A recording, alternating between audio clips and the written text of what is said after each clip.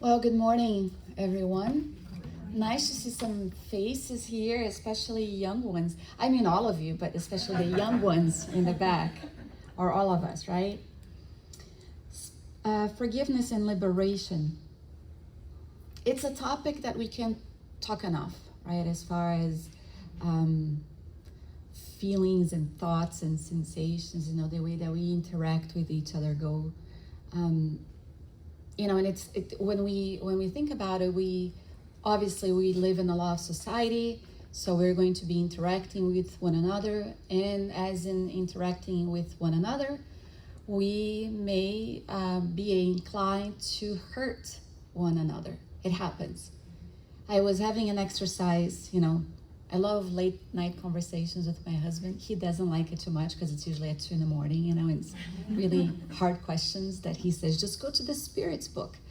But I was thinking about our topic and I said, think about, the hardest argument that we've had in 16 years. And he said, I can't remember any of them. I'm like, points to you, right? So I said, but seriously, think about it. I know we have newlyweds here, so once again, congratulations.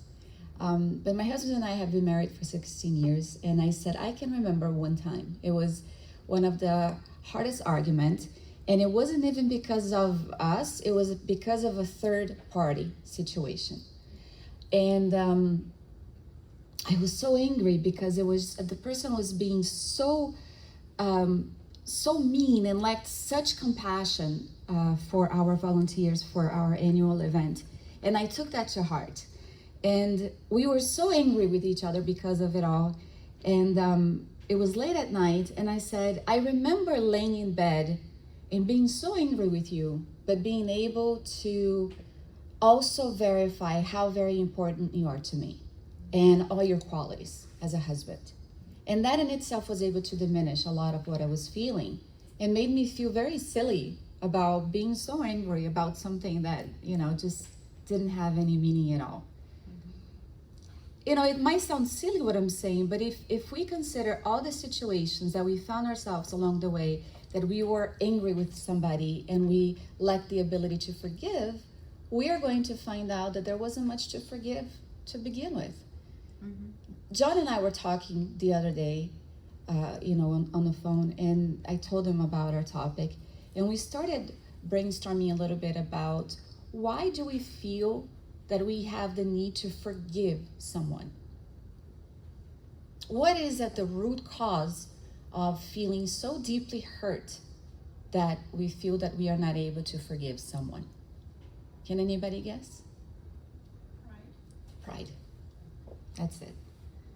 A lot of times, I remember one argument that Marcel and I had, and he said, I remember I wanted to ask you to forgive me, but I was proud. It was like one of a bad moment, and I felt like I shouldn't go and ask you for forgiveness. And lo and behold, I was having the same thought, right? We don't argue a lot. I'm just showing you an example because I think it brings into context. If you're married, you've had discussions, right? Arguments, things like that. Anybody that had a no, right? I mean, it doesn't happen. No, not at all. But there are situations that are a lot deeper, that cuts a lot deeper. And one of the situations happened in 2015 when a white supremacist ventured into a black churchgoers congregation, and he shot and killed 9 people. And when we look at situations like this, we wonder, how do you get past that? How do we get past situations that are so painful, that cut so deep, that bleeds so profoundly? And sometimes a little scab forms, but if something happens, it triggers a memory and the little scab comes out and it continues bleeding, right? And I was kind of amazed because some of the congregationists, they actually went to the court on the day that the man was going to receive his punishment, I guess, I forget the word. Sentence. Yeah, his sentence, thank you. And the judge asked if anybody had anything to say. and a few people got up to speak. The first person to speak was the Reverend. His daughter had been killed. And he forgave the shooter. He forgave the shooter. And then other people started, getting up, and this person said, that was my sister. I'd like to thank you on behalf of my family for not allowing hate to win. For me, I am a work in progress. I acknowledge that I'm very angry, but one thing that the pain always enjoyed in our family is she taught me that we are family that love built. We have no room for hating, so we have to forgive. I pray God on your soul. And the other person said, I forgive you. You took something very precious away from me. I will never get to talk to her again. I will never be able to hold her again, but I forgive you and have mercy on your soul. You hurt me. You hurt a lot of people. If God forgives you, I forgive you. I really love the comments that some of them brought because it brings into context. Acknowledging that we are angry, that we are hurt. Acknowledging also that we are a work in progress. So forgiving doesn't come very easy for some of us. For other people, it's quite easy to forgive something small and something great, such as in the situation of these churchgoers. So what is it that makes people able to forgive so easily and others do not? And when we hear something like this and we think about our own lives in situations in which we just cannot forgive the individual at all, we become kind of in awe. And these serve as an example and makes us wonder, where can I get the strength? How do I work? How do I become a work in progress in which I become the finished product of divinity? If we are a work in progress, there is a great architect with a divine chisel who allows through multiple reincarnations, because at times the forgiving process goes through the time, many different reincarnations, sometimes for two souls to forgive one another.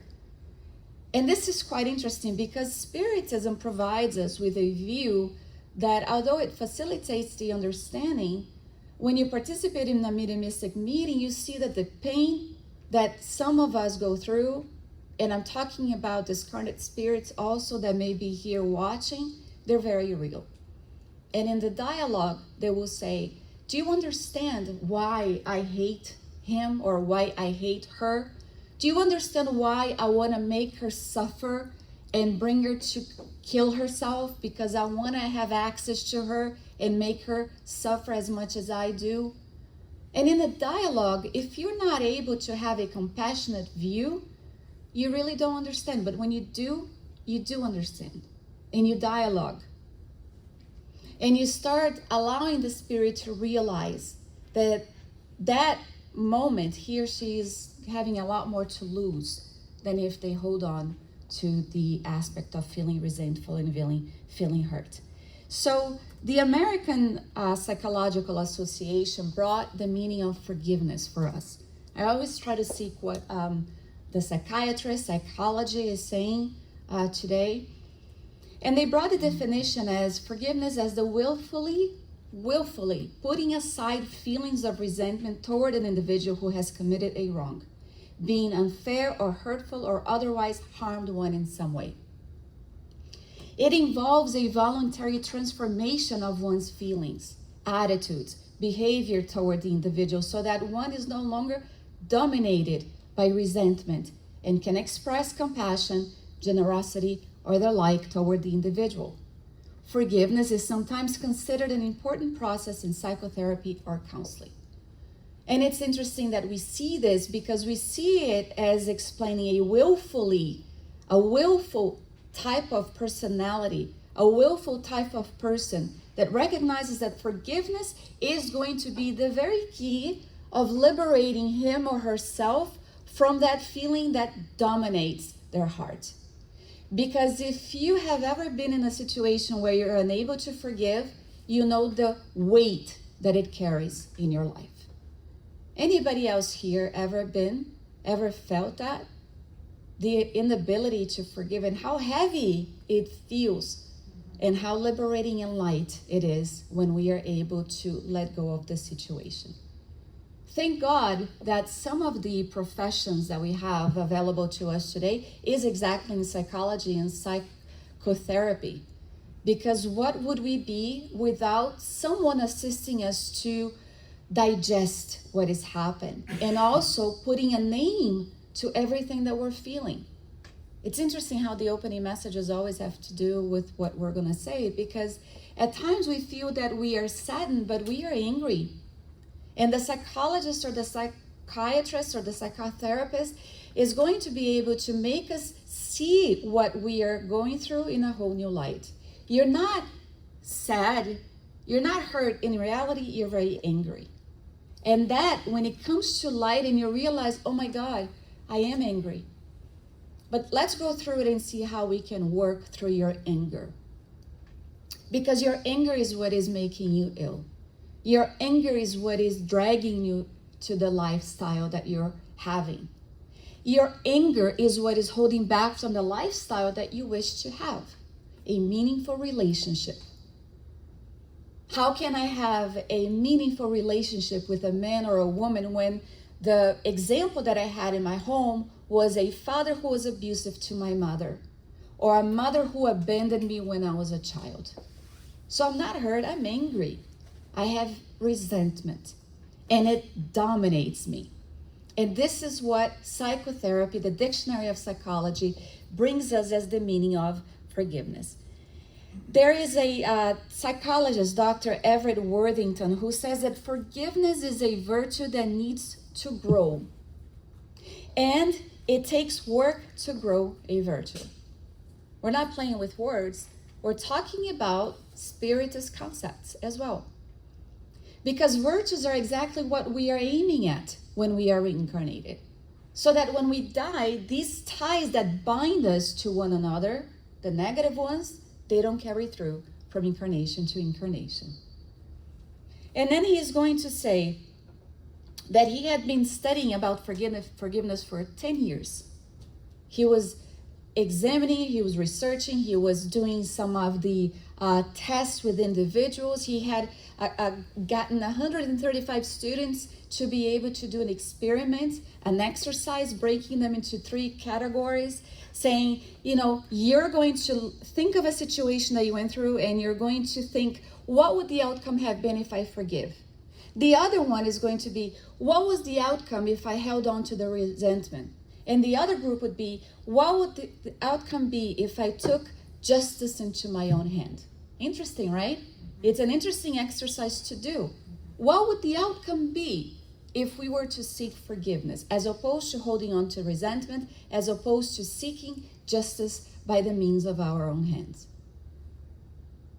Raul Teixeira, I'm going to mention here some of the things that he brings us with his books. He's a spiritist speaker. He's a professor in Brazil. He would say, there are a lot of people that want justice for things that have happened to them. But if you notice, they clench their teeth. Not because they want justice, but because they want to see punishment and suffering. We don't understand the law of love, justice, and charity, which is one law. Love, justice, and charity. We don't understand the concept yet of what justice is. And when we talk in the mediumistic meeting about justice, how justice will take place in the situation, it's hard sometimes for the hurtful soul to see any type of justice. What kind of justice it is? That justice is going to be an eye for an eye, a tooth for a tooth. But that was Moses' time. And we've come through the time of Christ, who came and said, it's not quite like that. And proposes us in every teaching that he brings a liberating moment of forgiving.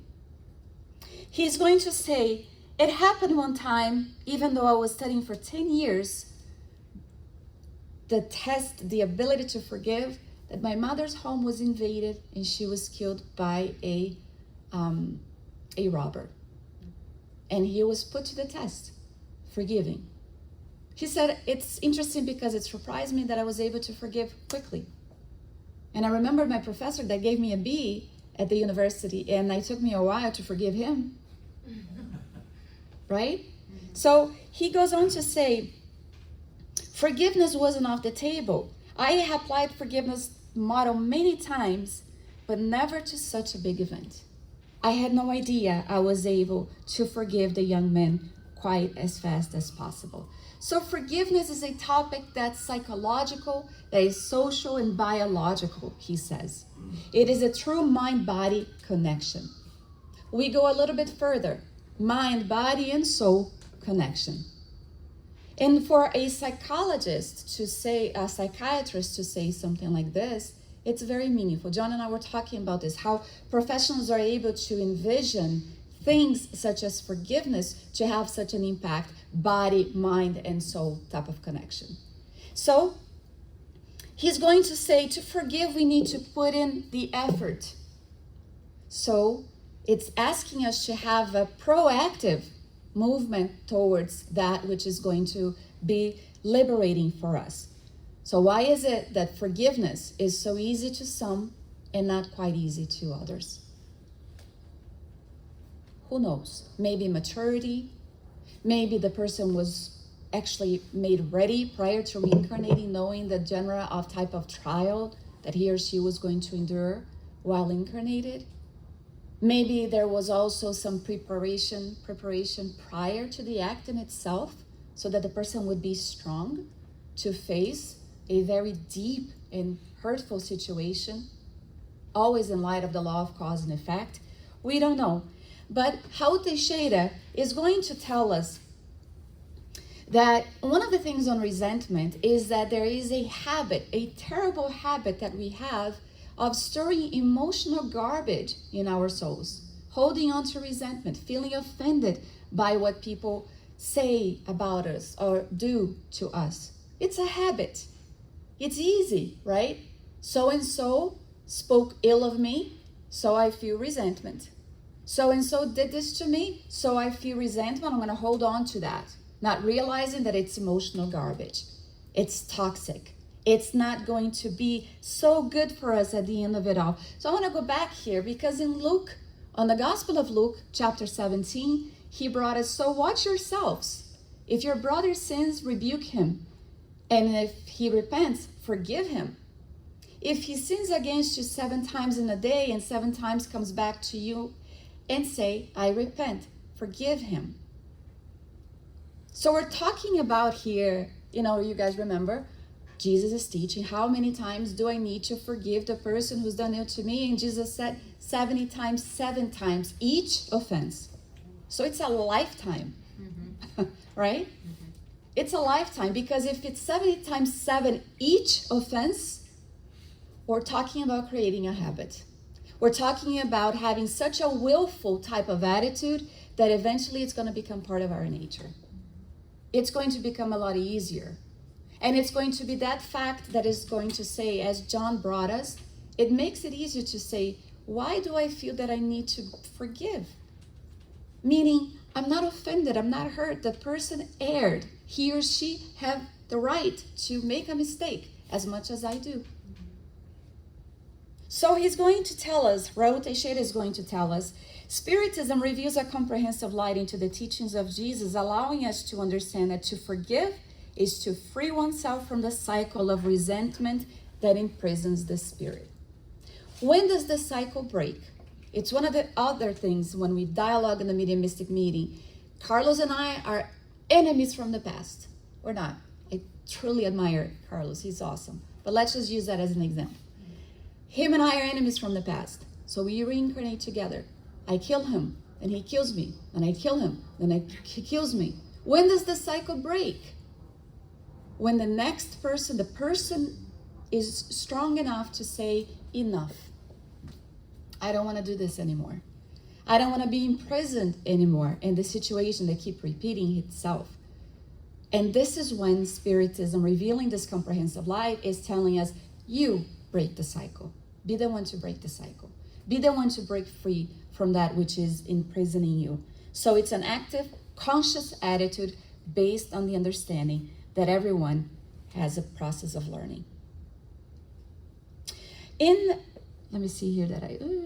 Matthew, there is the gospel of on chapter 5 in which he brings us, you have heard that it was said, eye for an eye and tooth for a tooth. But I tell you not to resist an evil person. If someone slaps you on your right cheek, turn the other also. If someone wants to sue you and take your tunic, let him have your cloak as well. If someone forces you to go 1 mile, go with him 2 miles. Give to the one who asks you, and do not turn away from the one who wants to borrow from you. You have heard that it was said, love your neighbor and hate your enemy. But I tell you, love your enemies and pray for those who persecute you. Wow, so I need to be weak. And I need to be just, resigned. Not necessarily. This is where we need to understand these teachings. Forgive. From the Latin word, we know in Portuguese, perdonare. In the English, when we look at the origin with it, for completely given, to give, to completely give. So basically what these teaching is saying is go a little bit further. So turning the other cheek doesn't necessarily mean I keep turning the other cheek to do it. No, it's the inner self allowing to say, you know what? I'm going to give you another opportunity. Walking a mile, go further with that person, as in showing a comprehensive look, a look that is compassionate, a look that is understanding, not breaking a meaningful relationship because the person erred with us. Which also doesn't mean that we're simply going to forgive and forget. That's amnesia. Of course, if Elcio and I are married and there is a situation in which he hurts me, a case of adultery, something that happens, if I am unwilling to give him a chance, I will work on forgiveness, but I'm not going to break the tie with him.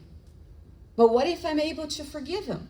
What if psychologists are able to walk us through it, understanding what brought on his action of infidelity? What if I'm able to, because of love, walk that little extra mile? The book, Forgiveness is the Way, and the Way to Forgiveness by Dr. Alberto Almeida talks about that. How one is able to forgive each other after a case of infidelity in the marriage. And other situations as well. So we pay attention to see that Jesus is constantly making the proposal, constantly making us reflect that we need to give a little bit more. Luke, he felt himself to be an unworthy servant because he felt that all he was doing was his duty. When he realized that the constant teachings from Christ was requesting that he'd go a little further. So are we simply doing our duty? Because we know that we are Christians, that we are spiritists? Or are we willing to go a little bit further?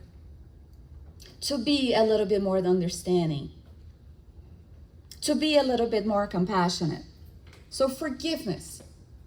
Raul Teixeira is going to say that because we harbor terrible habits of storing emotional garbage, there is a remedy for that. There is a medicine for that, and it's called forgiveness. It's bitter sometimes. It's not easy to take, but it's possible because it's exactly that which is going to bring the health to us once again. It's the sacred remedy. He's going to say, we realize that Jesus Christ, as we mentioned several times, always called our attention to this ability that we have to be able to just give a little more, to show our inner face when somebody hits our right cheek. It's showing the inner face. When somebody attacks us from the outside, we are going to respond with what we have inside, which makes us question, what do we have inside? What do we have inside? Right? I am always amazed with people that are very, it's not meek, I forget the word that they have in the Beatitudes, but they're very sweet and they're very humble in the way that they respond to people. And here I'm going to have to praise, the one that I live with every day, how quick he is to understanding people and why they act a certain way. And I'm very much always ready to battle. Want to see something? So my friend in Brazil, he sent us a screenshot of an email that he had received. And it was from a cafe. And he had been charged $599, right? And he's like, is this for the cruise that we're going? Me again with the cruise. And I'm like, no, this is not for the cruise. This is like McAfee. It's like an antivirus thing. So I'm like, let me call the number. So I called the number. And the guy says, hello? And I'm like, hello? Who is this? And, oh, yeah, welcome to McAfee. How can I help you? Right? So I'm like, are you kidding me? So the Marshall in me came out. And, I gave him an earful about how he should be respectful and how can he do this to people, and it's robbing people and this and that. And I said, you better make the situation right now. And then he's like, and how would you like to proceed? I'm like, are you kidding me? Or you listen, because he's following a script, and he's got a heavy accent. And then Marcel was like, my God, the warrior in you. And he starts laughing, and then I started laughing, because this is how we react. When somebody attacks us, when somebody does something to us, we respond with what we have inside. And that's okay. It's okay to be, I'm going to tell you guys, I was adopted. So my name when I was adopted was Andreia Guerreiro, which is Andreia Warrior. And then I went from warrior to marshal. It became even worse, right? So it's in me. It's in me. And it's an energy that is good. To have energy to react properly is good. It's what's inside that still needs to work. I mean, if you do something bad for the people I love, I'm going to attack. I mean, and this friend of mine feels like a brother to me, and I felt, so bad for him. And I know that he, the credit card voided the thing. So the credit card voided. Why did I need to go and, talk to the guy? And Marcelo's like, he can care less about all the Christian things you said to him on the phone. He doesn't care. He's just following a script. So there it is. It's forgiveness. Through a gesture of tolerance, walk a mile extra. Tolerate a little bit more. Tolerate the person a little bit more. In a setting where there are brothers and sisters and there is a lot of misunderstanding and Thanksgiving comes along, right? Thanksgiving here is a big thing. Oh my God, the whole family is going to be together. Get ready, right? Why? Because there is discord in the family and the inability to forgive the smallest acts. The same is in any religious congregation. I know I've been very quick, the way that we answer to somebody, and it's like, I didn't say anything. Well, the other person felt hurt. So the ability to see that the other person felt hurt, we ask for forgiveness. It takes a lot of it. It's working on that one vice that holds us back and still keeps us bound. Selfishness and pride. It comes down to that. And that is okay. We're still learning. We're going to fall. We're going to make mistakes, but other people are too. So as much as we wish them to forgive us, to see our frail side, because that's what we are, we're not evil.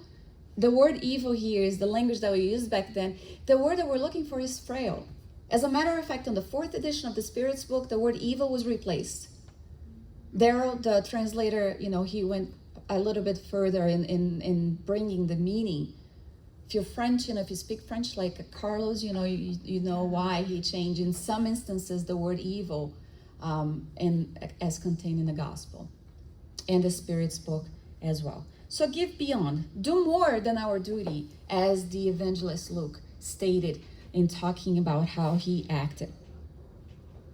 So the Gospel according to Spiritism, chapter 10, is going to bring us this phrase from Paul in which he says to forgive is to forgive oneself. Interesting. Because when I am forgiving, I am also forgiving my own errors and actions. I recognize in the other that which I also do. And self-forgiveness is another thing that still binds us. I'm unable to forgive myself for my actions. I feel remorse, I feel repentance, but I can't move past that. And then we have to ask, why is it that we wish to punish others and we wish to punish ourselves so severely? So self-forgiveness is also something that we need to talk about and think about it, because we don't make mistakes on purpose. And if we do, we need to see what type of illness do I have that are allowing me to act this way. This is why Joana de Angelis on a message is going to say, forgive. The other didn't mean to hurt you, offend you. And if he or she did, have even more compassion because she is very ill. And the same token for us. When we seek the assistance of psychologists and psychiatrists, we're also treating these illnesses inside, these feelings that attack our physical body. Right, Elcio? Psychologist here in the room. I always love to have it so that we can have an example. So the Spirits book is going to bring us a question. I think it's 886, if not mistaken, 887. I forget. I apologize. We'll make sure to put that in the description of the video. I do believe it's 886, in which Allan Kardec is going to ask the spirits, what is the true meaning of the word charity? If I am to give a little more, if I am to walk an extra mile, we're talking about being charitable. And so the spirits answered, benevolent towards everyone, indulgence towards the imperfections of others, and forgiveness for the offense. So I like it. It's steps, so benevolence, we're able to be kind, yeah? I love when I'm feeling really grateful, and then the people cut me off, I'm okay. Or better yet, it's like blocked, and you see the person, and then you let them through. You feel so good, right? Benevolence. Indulgence. So I am able to be indulgent with the mistakes of others because I too seek indulgence. I can't be indulgent. I can't be it if I'm also not allowing myself to receive that indulgence. A lot of people live like that. And the last step, forgiveness for the offenses. That's the last step. And often the hardest one. And that's okay. Because sometimes we can go the 3 steps really quickly for some offenses. At other times we stop on the second one. Sometimes we don't even want to step on the benevolent one because the cut is so deep. The hurt is so real. And so we go through it understanding, because on 887, Jesus also taught love even your enemies. But isn't loving our enemies contrary to our natural tendencies? Doesn't enmity proceed from a lack of sympathy between spirits? So how can I love Carlos? He's my enemy. I mean, I don't feel for him the way I feel for John.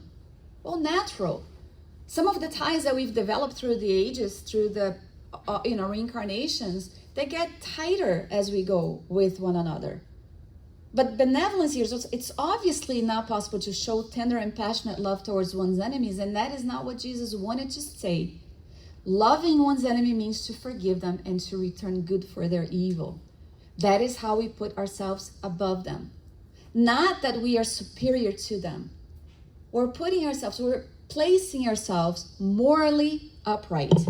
By seeking vengeance, we only place ourselves beneath them, not even at the same level. Okay, but what about our justice system? I mean, if somebody killed my loved one, don't they need to pay? Sure, but that's for the justice system. I'm not going to seek revenge in my own hands.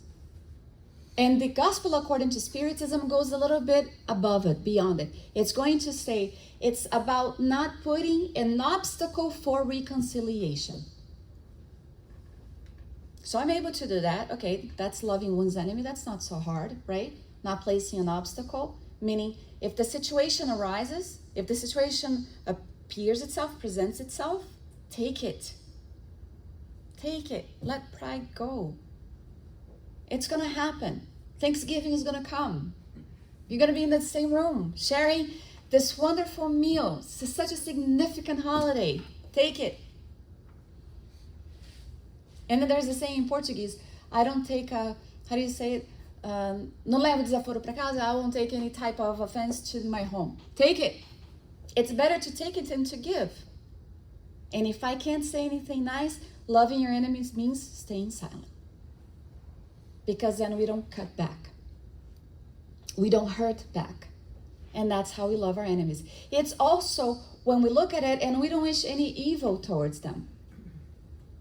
I hope so-and-so dies and feels the pain of 1,000 fleas and they have short arms and they can't scratch it. You guys ever see that joke? I hope the person has 1,000 fleas and short arms where they can scratch what is going on. It's about torture. We don't want to do that. I know, Elsie, it's a joke. It happens. So this is what they're talking about. And I wanted to kind of start closing down because I found this to be so beautiful. In the letters to the Corinthians, there was a person that actually obstructed, did something to the church. And so Paul decided to write to them and stating, I'm not overstating it when I say that the man who caused all the trouble hurt all of you more than he hurt me. Look how he starts out by saying, because he was also involved in the situation. So the destruction that was caused, let's use David, for example. David caused all that destruction in the church. And Paul is saying, I'm not overstating it when I say that David caused all the trouble. The cause of the trouble hurt you more than it hurt me. Because Paul was already in a position where he felt he was nobody to forgive. If God forgives, why can't he? And so he's going to say, most of you opposed them, and that was punishment enough. Wow. Ever felt like there's nothing you can do to make it right? A person just won't give you the time of day or an opportunity to ask for forgiveness? Or worse yet, you ask for forgiveness and they don't give you? It's painful, it hurts. I'm still waiting on an answer for a letter that I wrote a friend of mine in high school when I was 15. Never got an answer, you know? My first boyfriend was her boyfriend, and then he broke up with her to go out with me, you know? So I wrote her a letter apologizing, she never answered back. This is a joke, but it's true. Felt awful, right? It's punishment enough. We actually look at the person and we don't recognize in he or she their humanity. Now, however, it's time to forgive and comfort him. Otherwise, he may be overcome by discouragement. There are other translations in which it says, if you don't forgive him, in essence, you're going to be responsible for him being able to make up for his mistakes, to live uprightly. It's the responsibility. Look at how it's in telling a responsibility so that the other doesn't become overcome by discouragement. Interesting, right? It's a compassionate view. So I urge you now to reaffirm your love for him. Love your enemies. And Paul was constantly urging the disciples, the followers, the Corinthians, the Philippians, to forgive, to love, to give a little bit more. Forgive. And I'm going to finish with this saying from the Gospel according to Spiritism in chapter 10, in which Paul is going to say, who knows if looking deep down inside you might not discover that you yourself were the aggressor? Who knows if the fight that begins as a pinprick and ends up as a rupture, you did not throw the first spurt? If you used all the moderation necessary, or, of course, your adversary erred in demonstrating excessive susceptibility, but that is a reason for you to be indulgent, so that you do not deserve the reproach directed at you. How do we know? How do we know it oftentimes in the mishaps that happens if we were not the very first aggressors? If we were not the very first one to throw a very, harsh word? Of course, no, we're not talking about punching physically here. But Paul comes to us to say, you know what? Reflect a little bit. Reflect on the situation and ask yourself, what is the quota of the responsibility you have for the mess that was created? That's basically what he's saying. And if we stop to think about it, and we are compassionate enough, and we have Christ in our hearts, and we understand already that forgiving is the very key to the liberation of the process of growth for the spirit, meaning I'm not going to carry this heavy chain ball around. I'm able to free myself so that I can evolve a lot faster, so that I can walk a lot faster. We're going to find that it's going to be easy to consider, was I not the first person to make a mistake? The way that I acted or reacted with the feelings that I have inside? Was I not the first to err because I hold on to these garbage, emotional garbage? This inability to forgive? And it's interesting because sometimes a very small thing starts building up like an avalanche, right? Or a ball. It's going. When we look at it, we don't even remember what started it all. that happens as well. So forgiveness is something that we need to talk and talk and talk a lot about, because when he invites us to go to him, it's basically stating all that you have done in your growing process, the errors, the mistakes, you are forgiven because there's nothing to forgive. It's the process of growth. That's why there's no punishment when we talk about spiritism. There are consequences. So come to me, basically is what it's stating. But to go to him, to be able to get close to him, we need to finish that third step of the charitable action. Benevolence, indulgence, and finally forgiveness. So what is the take at all for this thing that we brought here today, this presentation based on the gospel according to spiritism, on Paul, on the gospel of Luke, of Matthew? It's for us to reflect. If there is something that is hurting us, if there's something that we need to forgive, let us do the willful exercise to take care of the things that is dominating us, that is making it so hard for us to live, to develop healthy relationships, to have a wholesome life, a life filled with plenitude. Is it possible to have happiness here? Yeah, it is. A happy state of mind, even when we realize that the trials that we're going through, the expiation process, is at times the bitter remedy that we're having, but we don't need to make it worse. We don't need to make the causes of affliction worse than they already are. So the invitation is to follow him and his example and his steps as well. And I know it's hard, it's difficult, but it's not impossible. And we learn from those that were able to forgive actions that were way harder, perhaps, than the ones that we are facing right now. So here's the invitation, so that we can forgive, so that we can always give a little bit more. Thank you.